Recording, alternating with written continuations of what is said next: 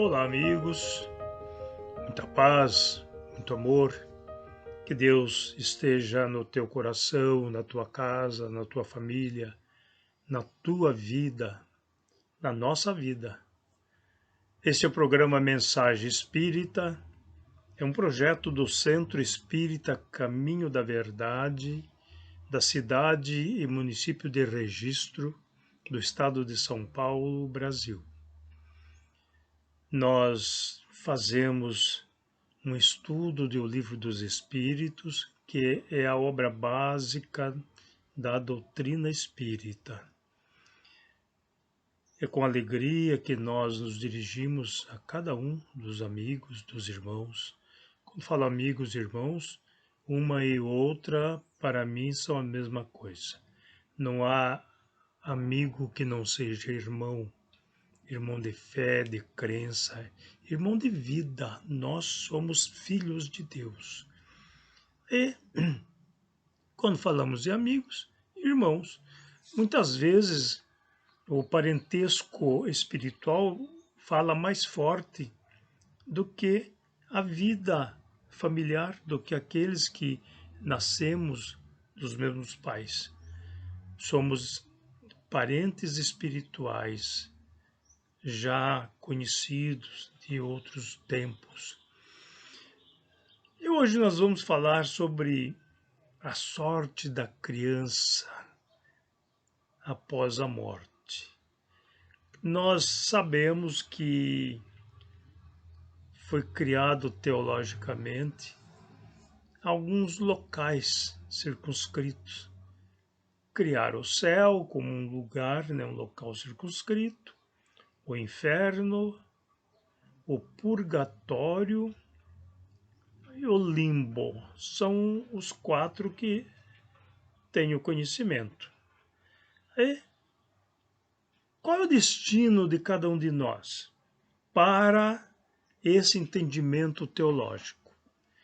É o seguinte: se eu sou bonzinho, se eu não pratico mal, após a morte eu vou para o céu. Se eu pratico mal, eu irei para o inferno. Se houver o equilíbrio entre o mal e o bem, eu irei ao purgatório. Ah, mas falta o limbo. Aí destinar o limbo para as crianças. Aquelas que morrem em tenra idade vão para o limbo. Ou aquelas que não foram batizadas. Pensemos nisso. Uma criança nasce, não foi batizada, morreu, teve lá o chamado mal de 7 dias, que nós vamos saber mais tarde que é o tétano, e porque não foi batizada, vai para o limbo. O que é o limbo? Também não me perguntem, porque não sei. Dizem também que aqueles que morreram antes da vinda de Jesus não foram para o céu, nem para o inferno, nem ao purgatório, foram para o limbo. Então, um local reservado também para aqueles.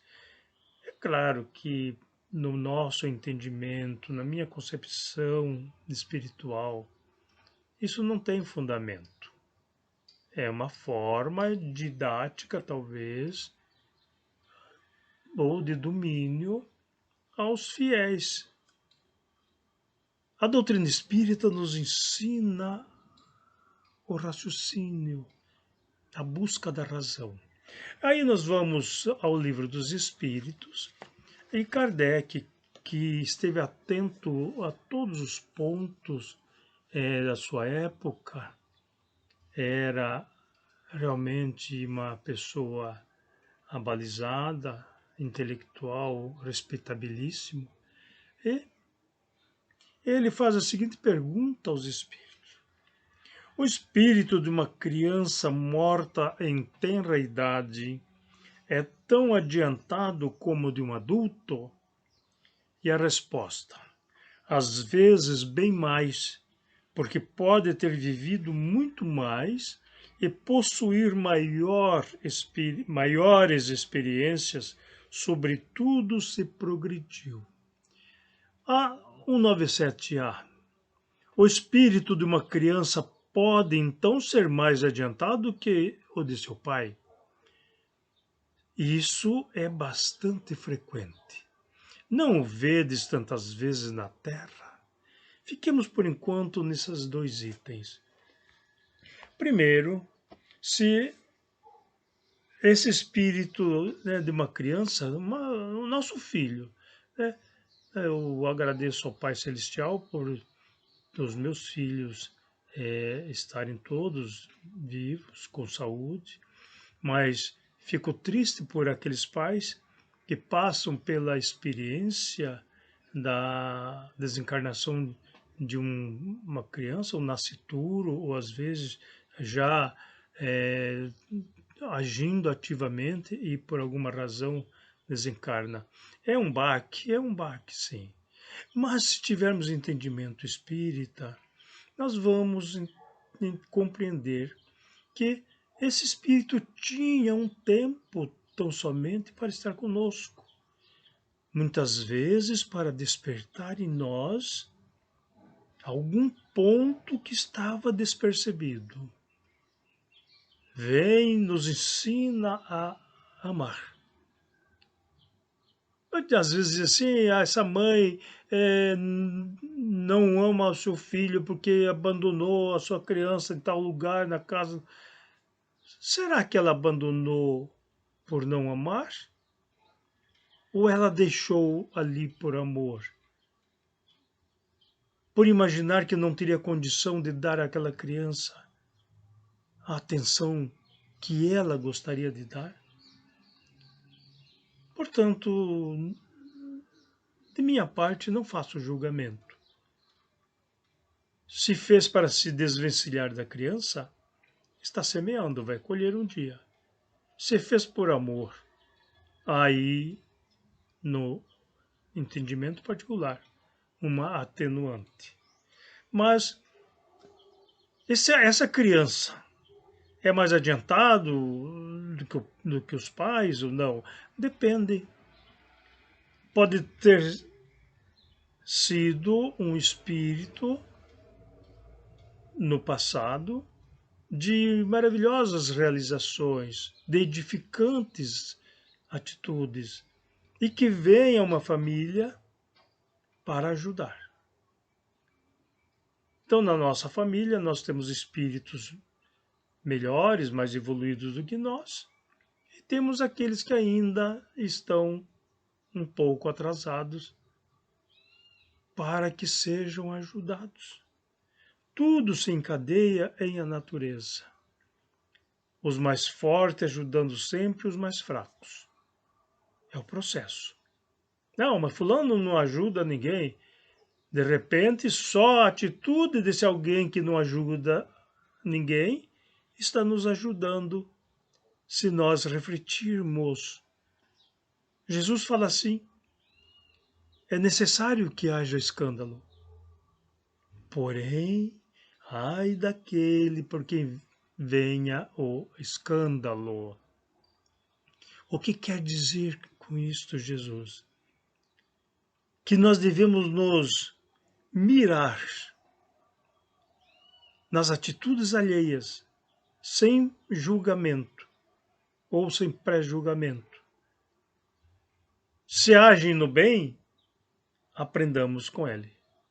Se agem no mal, aprendamos também agindo de forma diferente. É o processo da evolução. Aos poucos nós vamos amealhando ensinamentos e vamos colocando em prática aquilo que nós vamos aprendendo. Então, aí nós vamos à questão, diz assim, o espírito de uma criança pode então ser mais adiantado que o pai? Respondemos que sim. Depois Allan Kardec pergunta novamente: o espírito da criança que morre em tenra idade, não tendo podido fazer o mal, pertence aos graus superiores? Prestemos bem atenção. Se não fez o mal, também não fez o bem. e Deus não o afasta das provas que deve sofrer. Se é puro, não é pelo fato de ter sido criança, mas porque já se havia adiantado. É apenas a confirmação da questão anterior, tá? Se é um espírito daqueles ainda terrível, que se compraz no mal, de repente praticou suicídio e vem apenas para o período que ainda teria que viver na encarnação passada, mas vem com problemas, vem com as consequências da causa do suicídio. Por isso, às vezes, os ancéfalos, por essa razão, quando uma mãe estiver grávida e que o médico falar seu filho é um anencéfalo, precisamos abortar, se ela tiver conhecimento espiritual, ela diz, não, não vou abortar. Não, mas ele não vai viver, não faz mal, doutor. Não faz mal, mas eu não vou abortá-lo. Eu conheço uma história assim. A mãe foi chamada para que a sua criança fosse abortada no dia seguinte. Mas por quê? Porque ele não tem cérebro, é anencéfalo. Ele não vai viver.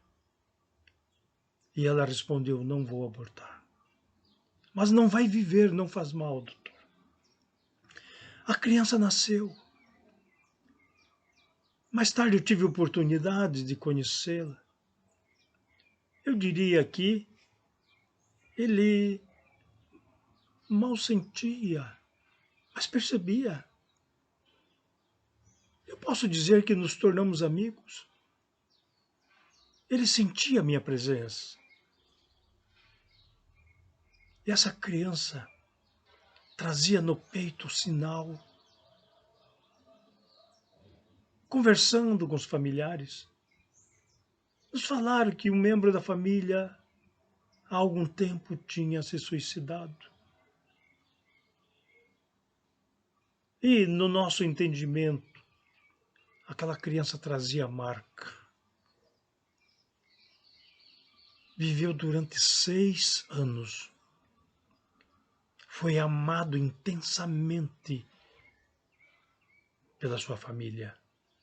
Despertou naquela família o sentido do amor.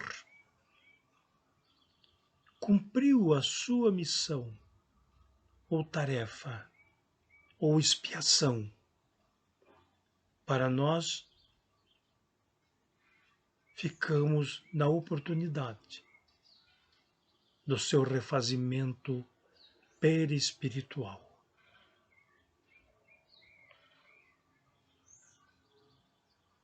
Para onde foi?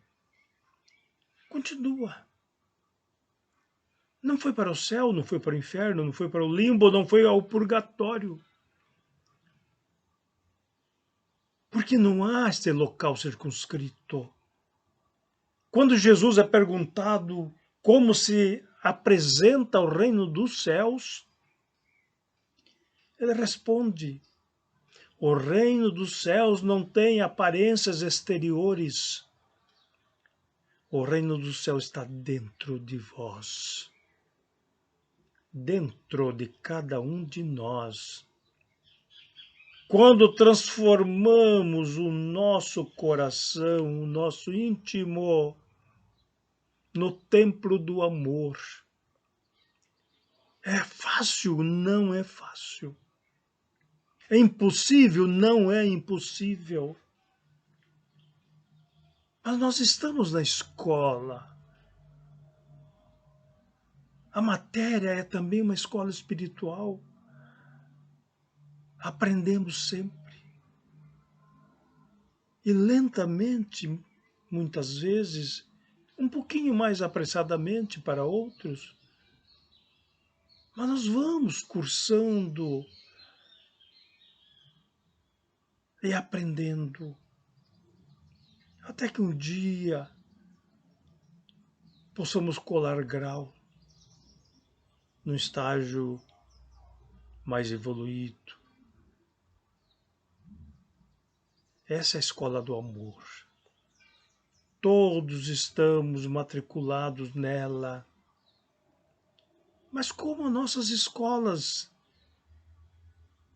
aqui materiais, alunos da mesma idade, com condições intelectuais diferentes, podemos até dizer com condições morais diferentes, porque há aquela criança que acolhe e aquela que agride. Como pode? Pode. Porque aquela criança que agride traz as reminiscências do passado, traz os seus ímpetos, os seus defeitos. Mas por que está ali? Para aprender com aquela que é pacífica e evoluir. Esta é a razão de analisarmos sempre as diferenças entre as pessoas, não para julgá-las, mas para aprendermos com elas, aprendermos a amá-las. É o ensinamento de Jesus. E nestes dias, queridos amigos, de tribulações em todo o planeta, aprendamos na escola da vida as lições da espiritualidade. Por esta razão, que quando nós voltamos às questões sobre as crianças, a responsabilidade nossa como pais, porque a educação dos nossos filhos cabe a nós, os pais, não é a escola. A escola é a instituição para ensinar as coisas da matéria, ensinar a escrever, a ler, a fazer contas, a conhecer a história do seu povo, da sua pátria, do mundo, a geografia da sua cidade, do seu estado, do seu país, do planeta.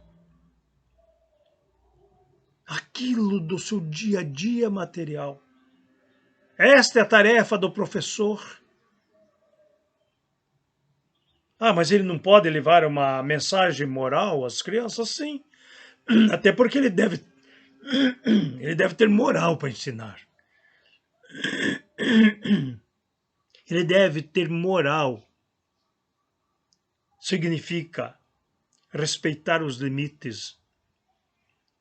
E quando ele for ensinar algo do aspecto moral, que não agrida a tarefa dos pais. E os pais que se compenetrem da sua responsabilidade de oferecer ao mundo um ser mais civilizado. Então esta é a mensagem que nós recebemos. Por que nós estamos aqui? Qual é o nosso compromisso com a sociedade? Nós somos seres sociais. Vivemos como todos os seres humanos, dependendo da matéria. Necessitamos do trabalho, do estudo, do cuidado à nossa saúde, da fraternidade e da solidariedade. Pensemos nas nossas crianças. Pensemos na nossa responsabilidade e ofereçamos a elas um mundo melhor. Este mundo melhor é o mundo do respeito, do amor e da fraternidade. Uma criança nasce para ser melhor.